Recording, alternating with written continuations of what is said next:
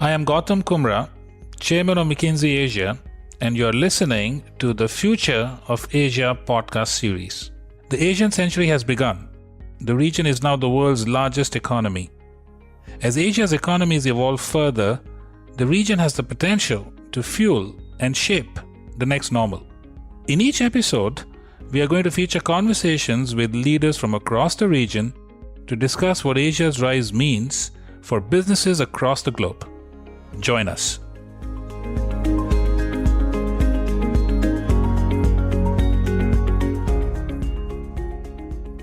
Hello, I'm Indy Banerjee. I'm a senior partner with McKinsey & Company and lead our global operating model practice for McKinsey globally.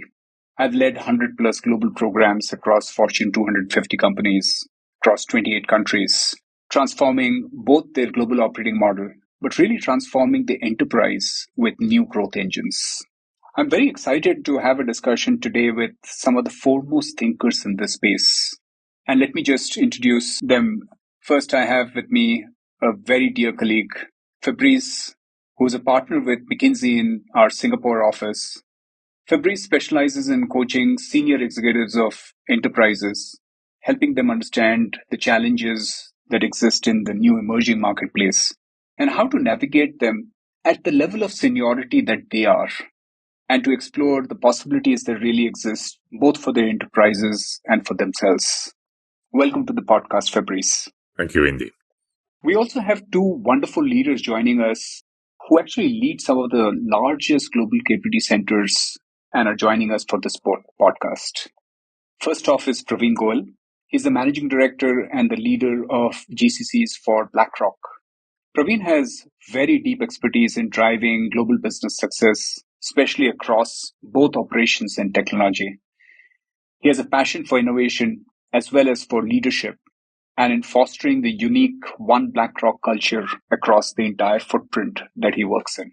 Welcome to the podcast, Pravin. Thanks for having me, Indy. And lastly, we have with us Debasis Panda. Debasis is the head of GCCs for TransUnion and leads a team of over 3,000 technologists, analysts, and business professionals for India, Costa Rica, and South Africa that manage and lead critical functions for their entire global enterprise. Welcome to the podcast, Debasis. Thank you so much, Indy, for having me as a guest on your podcast. So today we wanted to talk about the role of global capability centers with, on one hand, a huge tailwind that we are seeing of year-on-year growth of the footprint by 10 to 15%, but also the headwinds that we see of geopolitics, risk, change management, creating a need to be able to balance the growth and really figure what's sustainable. Now, this topic of GCCs and their role in the global enterprise has been there forever. I remember starting on this topic 25 plus years back. When you think about it, what has really changed? And is it a lasting change? Or is it one of those things that we see that come in every 2 to 3 years until you get the next big trend and we just get moving on? Would love to hear, Pravin, first from you. And Debasis, I'd have the same question for you. What do you think has fundamentally changed in this space? I think the changes can be summarized in two concrete aspects and one subtle aspect. Firstly, there's a significant opportunity shift, moving from being an execution center to becoming a transformation catalyst. The business landscape is evolving rapidly, demanding companies to embrace technology-driven transformation now more than ever. GCCs, already established in technology, are well positioned to deliver these transformative technologies in a horizontal, cross-functional manner at scale. COVID acted as a catalyst, testing the scalability of remote work, and now there's a clear tailwind for GCCs around remote work as well as distributed leadership. This reminds me of the innovative Hadoop unlock by bringing code to where data is. Imagine the opportunity to do exactly the same thing around leadership, bringing leadership to where execution is. Secondly, there is an opportunity to groom next-gen leadership for global firms. Traditionally, leadership has been concentrated in headquarters, limiting its global perspective. to truly become global, leadership needs to be decentralized, leveraging not only where the execution strength lies, but also spreading globally. And lastly, there's a subtle yet significant aspect of expectations. Expectations from GCCs to take a leadership role have soared. The power of expectations can be a formidable force in driving change. And unless we miss expectations, this is here to stay for very long. So, Indy, I totally agree with you. The GCCs have gone through a significant shift over the last 2 or 3 decades since we had the first few GCCs, right? And I will say that it can be looked in two phases. Before 2020, if you look at the GCCs, they went through a sequential maturity curve, a curve where it was primarily a right to engage, which was more about having teams, staff augmented teams, with cost playing a big factor in terms of arbitrage. Then we moved from there to a point where what was about right to partner, which was more about having extended teams or self-contained teams driving the portfolios and programs. And now, post COVID or post 2020, with a significant accelerated digital revolution, remote mode of work, as Pravin called out, and all the new changes which are happening in terms of the socio-political shifts, the GCCs have really evolved pretty fast to become transformation hubs. And there is a significant strategic value these GCCs are bringing in terms of realizing the enterprise strategies, enterprise priorities, and getting aligned to that. So a big fundamental shift in what GCCs were few years back, how the GCCs are going to be now and into the future. As I reflect on what you are talking about, sounds like several of these shifts are not just going to be long term, but they seem to be cutting across sectors.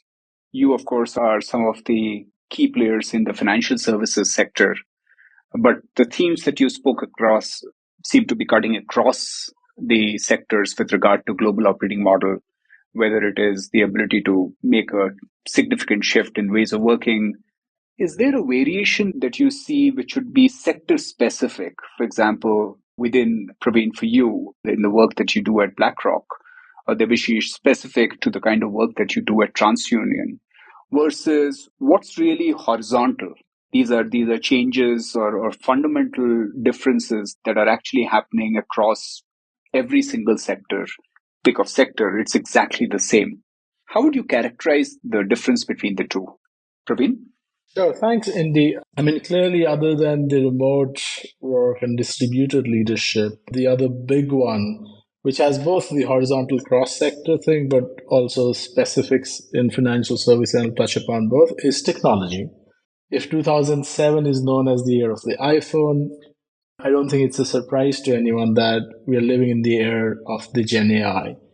And while certain aspects of that are cutting across industries, across sectors, I do think there are some very specific things within the financial services. And I'll pick one key one here. Last many years with machine learning, the way we would do financial modeling has transformed from being very statistical to machine learning driven. But there has been this challenge of understanding the lack of full explainability of the machine learning models. And for the first time ever, you could be actually talking to the model. In many ways, the unlock for Gen AI is that you're talking to the computer in English. And that I feel as a very specific and an interesting, unique use case for our industry. Debashish, if I come to you, how would you look at what's horizontal versus what's specific to the sector and TransUnion? I know Pravin talked on Gen AI and AIML, or we talk about sustainable technology, or we talk about immersive internet where we'll be able to work, play, and socialize on a persistent platform, or for that matter, robots becoming more human in appearance and capability, right? So these are things which will cut across industries. It will cut across every single function because this is the very way how business innovates. The second piece I will tell you is with respect to the way the global operating and the remote model of work which has come, the next generation operating model. Talent is going to be tapped across the world, and it will be completely agnostic of which business you are in. So these are some very significant shifts which will be cutting across, and the ability of GCCs to tap into and help the organizations will be significant. Now, coming specific to our organization or my organization of TransUnion, we are an information insights company where data is the basic background of everything that we do. In that place, as we see the technology innovations happening, as we see the ability to tap into talent, as we see the geopolitical shifts which we talked about in terms of privacy and regulations, there's a significant opportunity for us to leverage all of that and add significant value to the enterprise from the GCC standpoint. How much of this innovation are you seeing is going to be led, for example, by the enterprise headquarter or by the business divisions, with the GCC actually being the engine that's actually supporting it? Or are you beginning to see that trend change where the GCC itself is becoming the innovation center, moving closer to the concept of almost the R&D center where you're creating new technologies, where you are the tip of the spear, especially as you're talking about the themes like Gen AI, which are just taking off? Are you beginning to see any of this come to fruition, Pravin? I would start with the GCC strengths. GCCs have a proven track record of operational excellence. We excel at streamlining processes, optimizing workflows, and driving efficiency throughout the organization.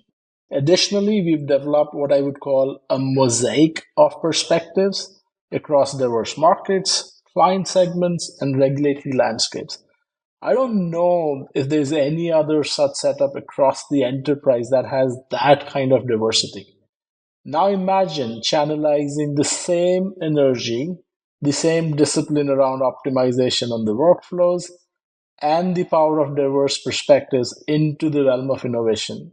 And you would see it makes total sense that we're actually now beginning to lead some of that. GCCs in India also have scaled engineering presence, and that is really the crux of what we need here. These hubs have become the integral part of the fabric of the firm and therefore uniquely positioned to identify opportunities for improvement and growth. And I do think Gen AI provides that spark needed for the business transformation. Exactly when we as GCCs are primed to evolve into innovation hubs. And there is such a promising ecosystem of domestic startups and the born in the cloud tech natives. That's really encouraging to hear, Pravin. Devashish? So, on that point, when we look at the GCCs, let me take a step back right now. Today's GCCs are a microcosm of the enterprise. Every single enterprise function is deeply embedded in the GCCs. Now, when we look at the GCCs in terms of innovation, which is extremely important, most of the strategies of the GCCs are currently aligned or firmly intertwined with the strategic priorities and the strategic directions of the enterprise. For example, if we look at how do we leverage Gen AI in the operations space, if we want to drive improvement in customer experience on front end, or we want to reduce cost reduction, we want to bring the cost down on the back office sides, Gen AI is going to play a significant role, and the domain expertise and the capability which sits in the GCC will fuel those drives. So this end outcome oriented innovation will completely focus on GCCs, and we having been the talent hubs of the world right now in terms of technology and as well as in the terms of the value, we will be able to drive the innovation agenda for the enterprise. And one more thing, if we look at in the GCCs, the startup ecosystem and the ability to incubate some of our initiatives, there's a high potential here. And when we incubate those capabilities and then try to scale them, GCC will be a great platform to do that for the enterprise from an innovation standpoint. So, really, the shifting winds in terms of the role of the GC but also the fact that you're using it as a force multiplier, which is innovation at scale, is really the second play that the GCs can have. Would love to hear your perspective. Innovation, leadership, talent, very intrinsically tied. What do you see in this space? I assume we're talking to a global audience here. And so not everyone is going to be in the GCC. I think any enterprise that segregates innovation to one part of its business is going to find itself in trouble very soon. I think innovation needs to happen at all levels of the company, in every sector of the company, and not just in the GCC. The role I see the GCC playing is like a stimulant. And because I expect so much innovation, particularly around new technologies coming from the GCCs, I hope that this would actually stimulate further innovation from all corners of the organizations that have GCCs. It's interesting that we are actually seeing what we call as top of the house functions, growth, leadership kind of functions basically come into the GCs. We are increasingly seeing that the GCs now have anywhere between 20 to 40% of global headcount begin to sit in the GCs. Very simply put, what will it take to create 10 to 15% of the C-suite for an enterprise out of the GCs? What's been your experience as you worked with very, very large enterprises in creating literally the top talent? What do you believe is going to be the most critical components that the GCs will have to grow for this? Yes, let me take an analogy, and I'll use the human development analogy. As humans, we grow from child to teenager to adult.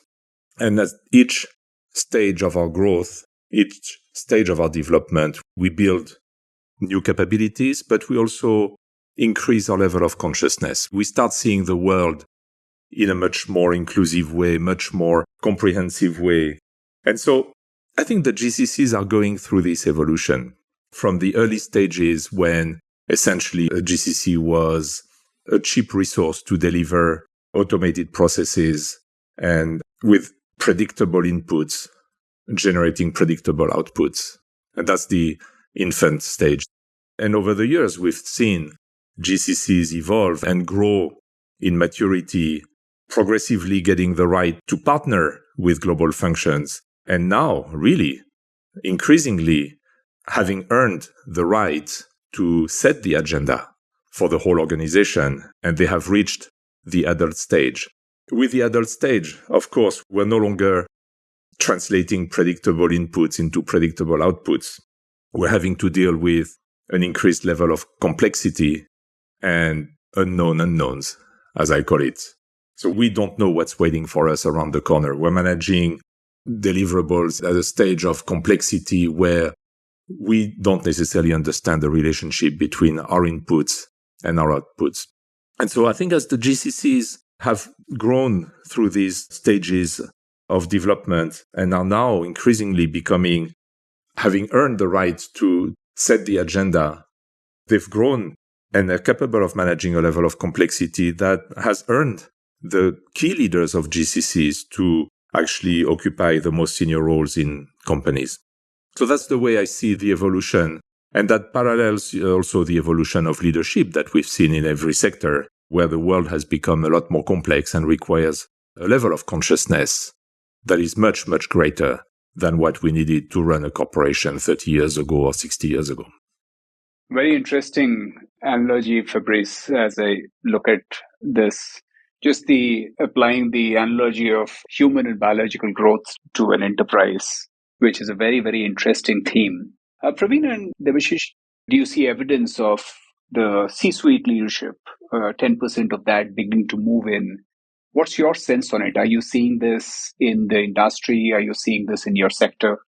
Yes, I do think we are growing. And similar to how humans develop on their strengths, I do think we as GCC leaders need to build upon our strengths. As GCC leaders, recognizing our strength in execution is crucial. It is the foundation upon which we can build our leadership pillars. But equally important is the mindset shift. not just for ourselves, but for our current generation of leaders at both local and global levels. Over the years, we've developed great domain expertise, and we have transformed from that teenager to the adult, from that task-centric to the outcome-focused thinking. And that fusion of domain knowledge and outcome orientation, the impact orientation, is perfect groundwork. However, it does necessitate a paradigm shift. What is that shift? GCC leaders must transcend the waiting game, no longer relying on being told, but instead of that, charting our own trajectories, moving from being uncomfortable with the unknowns, as Fabrice calls them, to figuring it out. It's about leading the global firms onto our agenda, a journey where historical direction setters, the adults of the past, so to speak, evolve into co-creators and invest into mentorship. These leaders, including the GCC heads like myself, play a pivotal role in providing context. So, in my mind, to nurture the next generation of leaders, I want to say two or three other things. We must transition from giving content to providing context. That switch is paramount. The other switch that is paramount is the switch from being risk averse. I see a lot of people as they become senior, they think they have too much to lose as they've become senior, and they become more risk averse. There is a need to switch from that risk averse mindset to being more entrepreneurial, feeling the confidence in the experience to take the right risks. And the final one I would like to mention, building upon your previous question, Indy, is the switch from the vertical to horizontal. It's a slightly different take to the vertical and horizontal, but instead of leaders needing to and wanting to grow vertically, they really need to not just grow, but also deliver horizontally. So I do want to use this opportunity to remind global leaders also that as much as they should be pushing GCC leads to make a mindset change, they also need to equally challenge themselves to change from being control focused to autonomy led. I love that analogy, Pravin. The paradigm shift actually is happening at both ends. Debashish? So to me, if I look at as the GCCs have matured into transformation hubs, there is a significant development of CXO-1 and CXO-2 roles based out of the GCCs. So it's all about more driven by business needs. I look at it, It's about creating opportunities, which is done by the headquarters, and realizing those opportunities, which needs to be done by the GCCs. From an enterprise perspective, if I look at, as we tap into the talent globally, as we drive innovation, as we drive transformation, it is extremely important that the approach is completely global as required from a global organization rather than a siloed approach. Now, for the GCC as well, they need to be ready to drive these large-scale transformations, focusing on solving challenges of tomorrow and better positioned to drive the meaningful change. So when we combine this need as well as the opportunity, what we have is the inevitable option for us to create leadership. And I see that happening across GCCs, not just in our GCC. I see that happening across. And that's a very healthy example of how global organizations are truly becoming global. I love to hear that. So Fabrice, as I looked around this really stimulating discussion, let me ask a provocative question from the work that you do across organizations. Could GCCs actually become the talent headquarters for the global enterprise? Absolutely. Again, same as what I said earlier for innovation. I don't think a company wants to only have one talent headquarter. Arguably, the entire company should be the talent headquarter. But I certainly think that GCCs are now in a position to produce an increasing pipeline of leaders that will rightfully gain entry into the C-suite and why not into the CEO role. Traditionally, if you look at that, how do people become CEOs?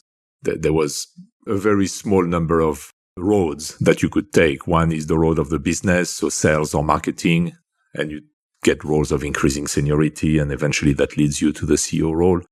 The other path has been traditionally finance, and CFOs become CEOs quite frequently as well. We haven't seen too many global CEOs coming from the technology route, except obviously in technology companies. But even that is not the absolute norm.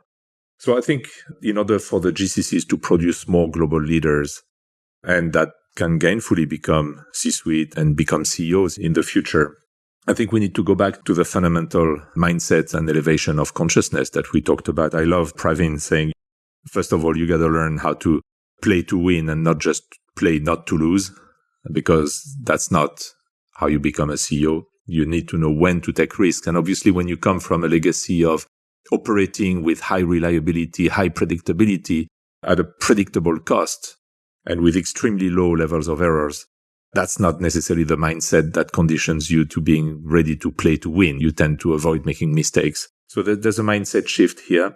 I think the other shift that we need to see happen around the topic of complexity, as we were discussing earlier. The world is increasingly complex and we need to deal with the unknown unknowns. So for that, we need to be able to play in a different way. And finally, as always, as you increasingly interact with the global system, you need to be able to play horizontally, but that requires, to have discipline around managing the self, managing your own rhythms, your energy, building networks, developing relationships throughout the system that you may not have had earlier in the earlier stage of childhood or teenage years, because that was not required. Thank you, Fabrice. We've had a very, very interesting and stimulating discussion. I wanted to thank Pravin, Debashish, and Fabrice for sharing such amazing perspectives on how the GCs are actually going through the fundamental changes that we are talking about. And really, the lasting analogy in my mind is the role change from a child to an adult, the move from production into innovation, being a force multiplier and a provoker, the ability to actually do the end-to-end impact and thought partner to the enterprise, and to create global talent out of the GCs. But very importantly, as the arc of growth happens, the need to make the paradigm shift in how both sides think. And really the theme that I am left behind with, play to win. Thank you so much, all of you. Thank you to the audience for joining in and listening. We'll be back with more such topics in our next episodes. Thank you and bye-bye. Thank you, Indy. Thank you. Thank you, Indy.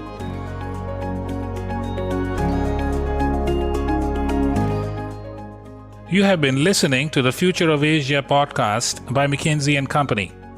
To learn more about McKinsey, our people, our latest thinking, visit us at mckinsey.com/Future of Asia or find us on LinkedIn, Twitter, and Facebook.